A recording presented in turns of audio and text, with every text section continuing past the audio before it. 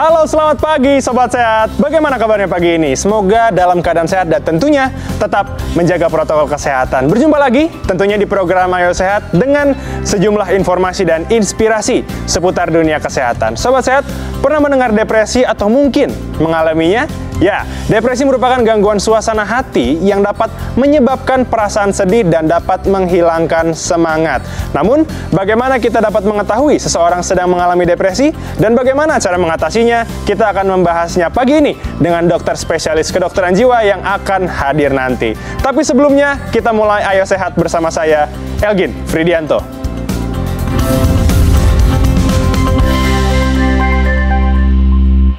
Sobat Sehat, pada masa pandemi COVID-19 seperti saat ini, tingkat masyarakat yang mengalami depresi cukup tinggi.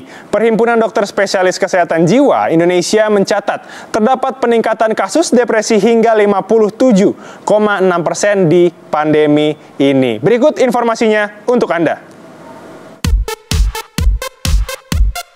Sobat Sehat, pandemi COVID-19 saat ini banyak membawa perubahan terhadap kehidupan masyarakat. Bahkan dampak menurunnya aktivitas yang cukup signifikan membuat sebagian masyarakat cenderung depresi dikarenakan terlalu lama berada di rumah. Depresi yang dialami orang dewasa biasanya cenderung menurunkan aktivitas. Dikutip dari laman p2ptm.kemenkes.go.id Kementerian Kesehatan, depresi merupakan sebuah penyakit yang ditandai dengan rasa sedih yang berkepanjangan dan hilangnya minat terhadap kegiatan yang biasanya dilakukan. Tanda berikutnya adalah berhenti melakukan kegiatan sehari-hari dan dialami selama 2 minggu lamanya. Perlu Sobat Sehat ketahui, depresi bukanlah suatu hal yang wajar. Bahkan depresi dapat dikategorikan dalam gangguan kesehatan jiwa. Beberapa gejala depresi yang kerap dialami masyarakat di masa pandemi saat ini, yaitu tidur terlalu banyak atau terlalu sedikit, kehilangan nafsu makan, hilangnya ketertarikan pada kegiatan-kegiatan yang biasanya dilakukan, mudah merasa lelah, tidak bersemangat, dan merasa putus asa atau tidak berdaya. Dikutip dari laman detik.com, secara umum, gangguan kejiwaan dibagi 2 jenis, yakni psikotik dan non-psikotik. Pasien dengan gangguan jiwa psikotik biasanya tidak bisa menilai dirinya sendiri dan lingkungan sekitarnya, sehingga harus menjalani perawatan. Sedangkan pasien gangguan jiwa kategori non-psikotik masih dapat menilai dirinya sendiri dan lingkungannya. Dirinya hanya mengalami depresi dan kecemasan yang berlebihan, seperti yang banyak dialami orang di tengah pandemi COVID-19 ini. Lalu dari laman halosehat.com, depresi dapat dikategorikan dalam kelompok usia, yaitu anak-anak, remaja, dan lansia. Depresi pada anak umumnya terlihat dari perasaan yang sedih dan cenderung ingin selalu dekat dengan orang tuanya. Kondisi ini membuat anak-anak malas untuk sekolah dan beraktivitas. Lalu pada orang dewasa atau remaja. Remaja yang mengalami depresi biasanya lebih mudah emosi atau marah, merasa sensitif, dan menjauh dari pergaulan.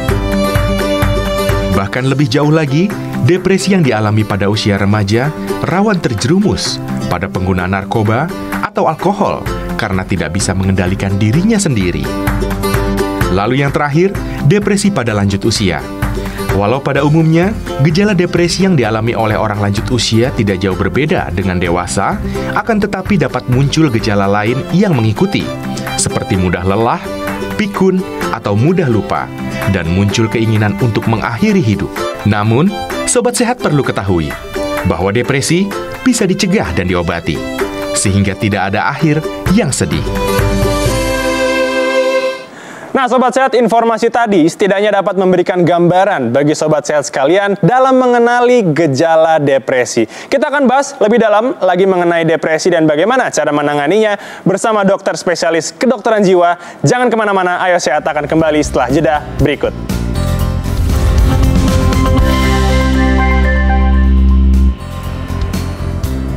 Masih di Ayo Sehat, seperti janji saya tadi, Sobat Sehat, kita telah menghadirkan seorang psikiater, Dr. Danardi Sosro Sumiharjo. Dokter, selamat datang kembali di program Ayo Sehat. Salam sehat. Oke, dokter. Ini kan kita sudah berbicara tadi di awal bahwa depresi.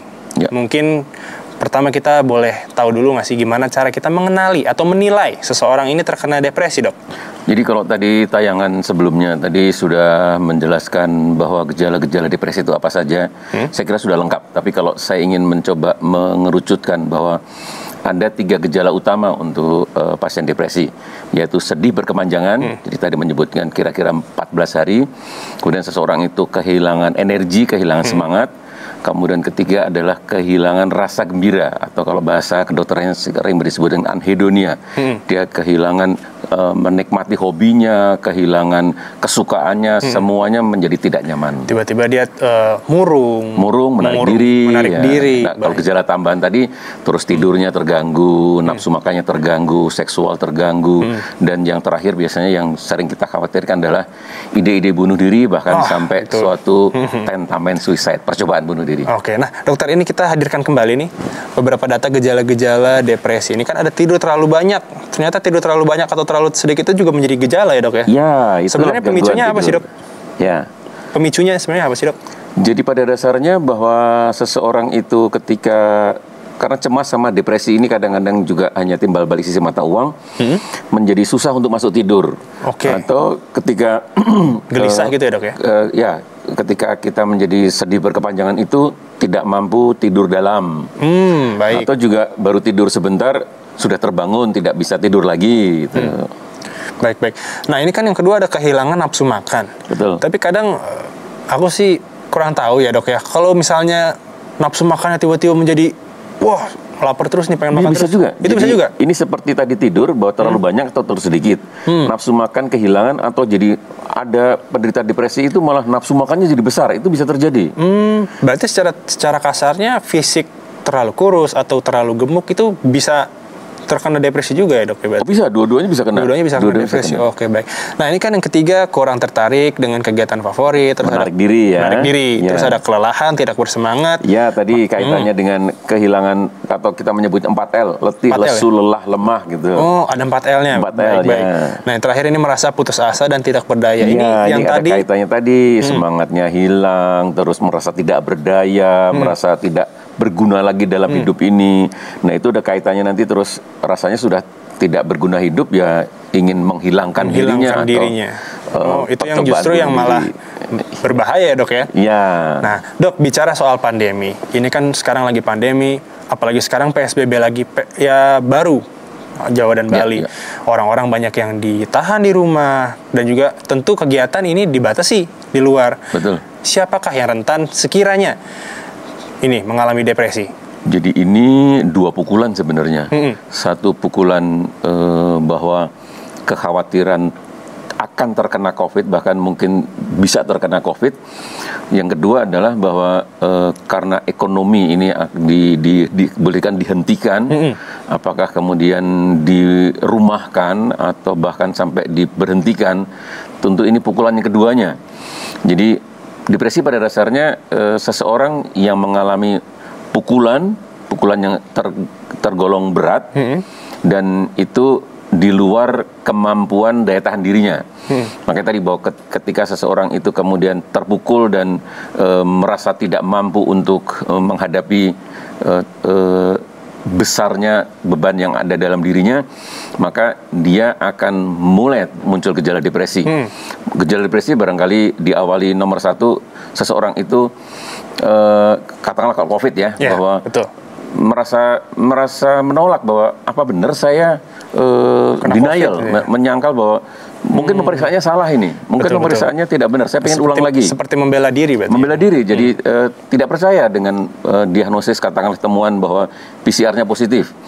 Mungkin menyalahkan nakesnya bahwa mengambilnya cara yang salah, atau mungkin bisa juga sampai menyalahkan Tuhan barangkali. Wah, baik. Nah, bulan langkah berikutnya mungkin mulai marah, mulai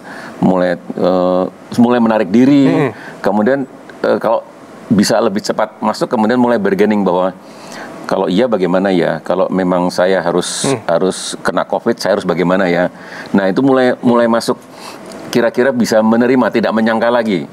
Nah, berikutnya adalah gejala depresi itu akan muncul tadi, 4L lah, sedih berkepanjangan lah, tidak menikmati hobi, baru muncul di situ. Tapi sebenarnya kalau untuk rentan umur, Dok, yang paling rentan? Ya kalau sekarang ini kalau COVID, karena dikaitkan dengan tadi pukulan ekonomi, kemudian usia produktif, apalagi menghidupi anak istri, tentu usia produktif ini. Tentu usia produktif. Ya, baik. Tapi saya sempat baca artikel bahwa masih soal pandemi, sekolah tidak ada. Tentu ini menjadi pukulan terberat juga untuk anak-anak yang masih bersekolah, baik itu SD, SMP, SMA maupun TK. Ya. Ini kan di saat mereka bisa bersenang-senang bersama teman, tapi mereka harus dibatasin, tidak boleh bermain keluar. Apakah ini benar nih? Anak-anak tuh depresi. Betul. Depresi sangat berat. Kalau tadi di segmen sebelumnya saya menyebut cabin fever ya, bahwa terutama anak-anak yang lebih bersosialisasi, lebih senang berkumpul, lebih senang bermain sama teman-temannya, kemudian harus dikurung di rumah, harus hanya ketemu dengan orang-orang begitu saja, memang akan terjadi kebosanan, terjadi kejenuhan, dan mungkin sekali akan timbul depresi, bisa terjadi. Oke. Nah, bagaimana nih sebenarnya cara untuk kita bisa istilahnya mengobati lah, atau bagaimana kita untuk usaha pertama yang kita lakukan jika orang sudah mulai terkena depresi? Tapi yang dijawab dulu, Dok. Tentunya obrolan kita masih seru. Sobat Sehat, jangan beranjak dulu. Kita akan lanjutkan perbincangan ini usai jeda, tetap di Ayo Sehat.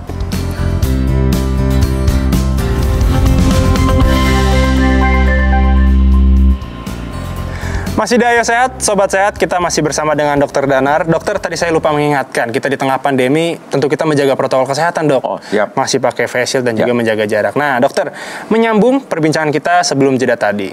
Untuk pengobatan, tentu kan setiap orang tuh berbeda. Kalau misalnya saya itu ada yang ekstrovert dan ada yang introvert. Ya. Ini untuk cara mengobati istilahnya, atau tindakan pertama saat mereka sudah mulai depresi, treatmentnya pasti berbeda. Bagaimana, Dok? Betul, jadi kalau individu introvert, ekstrovert tentu penanganannya berbeda. Tapi jangan lupa bahwa manusia itu karakternya, dimensinya banyak. Tidak hanya soal introvert, ekstrovert saja, tapi bahwa pada dasarnya elastisitasnya seperti apa, kemudian daya tahannya seperti apa, atau kemudian komunitasnya, support dari keluarga seperti apa. Tapi oke lah, kalau misalnya tadi kita berbicara di introvert, ekstrovert, bahwa justru dengan dilarang keluar rumah, aktivitas hanya di rumah, mungkin orang yang tipe introvert barangkali malah tidak ada masalah, karena memang terbiasa di kamar, terbiasa sendiri.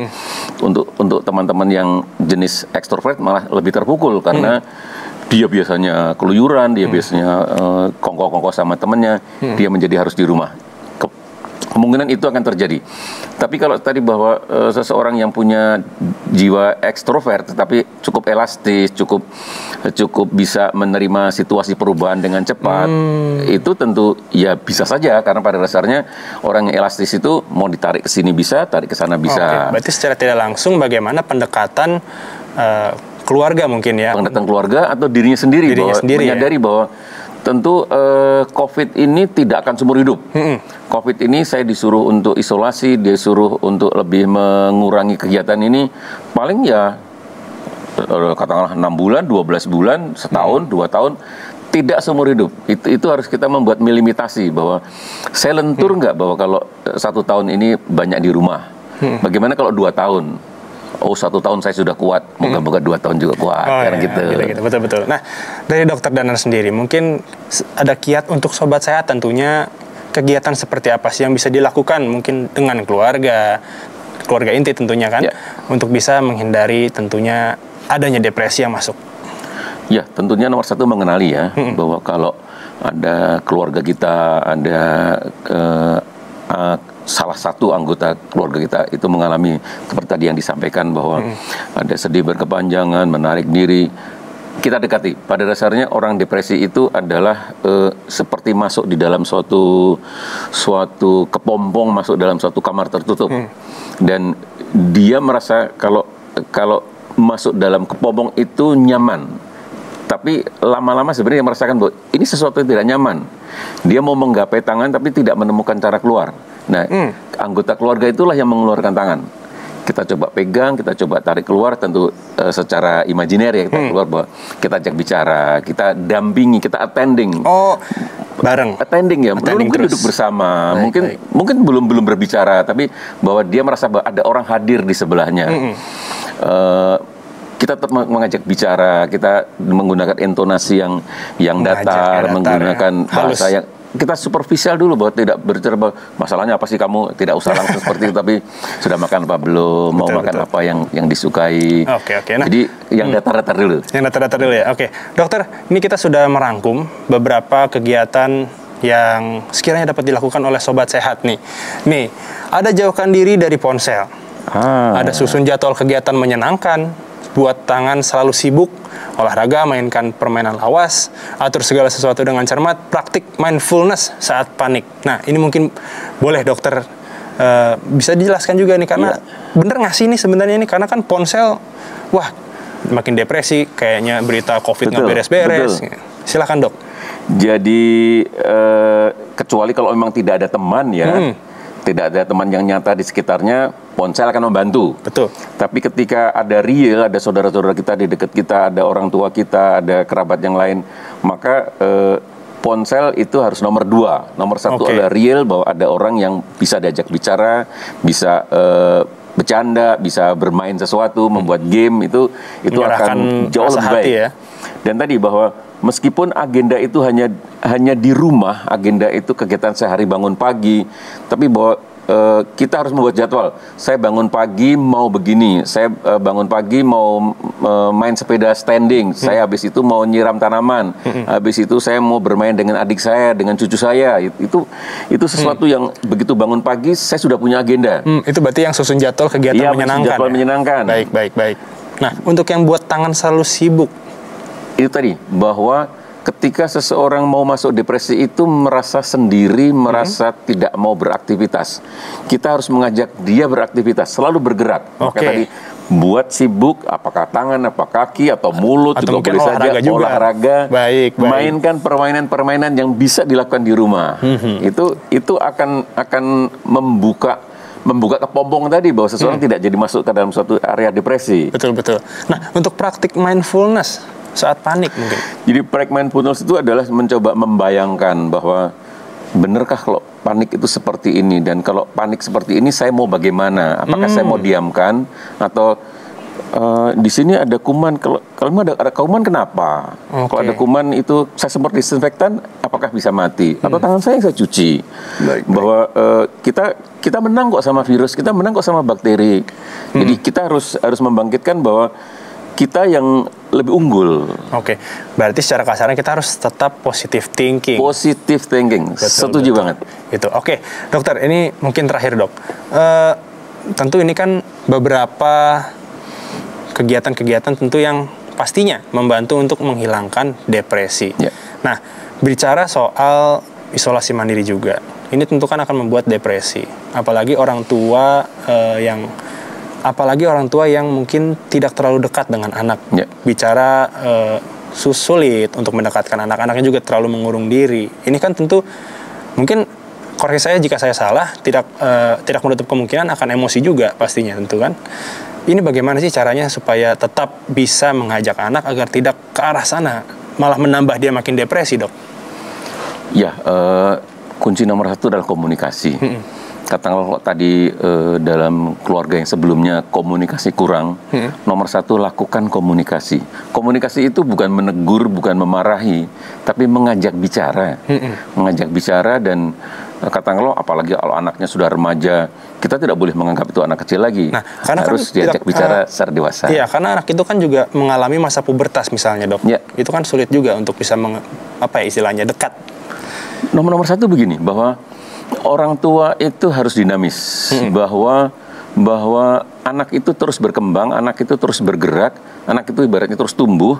Nggak boleh menganggap anak itu kecil terus, anak itu selalu hanya untuk dimarahi, untuk diatur. Tidak, kita harus orang tua harus real bahwa anak ini berkembang, anak ini mempunyai talenta, mempunyai passion yang mungkin berbeda dengan orang tuanya, harus bisa terima itu. Baik. Orang tua kan bukan untuk mencetak, orang tua adalah memfasilitasi.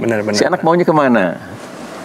Nah, kalau untuk dewasa dan lansia berarti juga rentan ya, dok ya. Apalagi lansia ini kan, pikiran saat dia terpapar, apalagi denialnya sangat besar, apalagi sudah tua, bagaimana? Betul, cara menghadapinya tentu berbeda.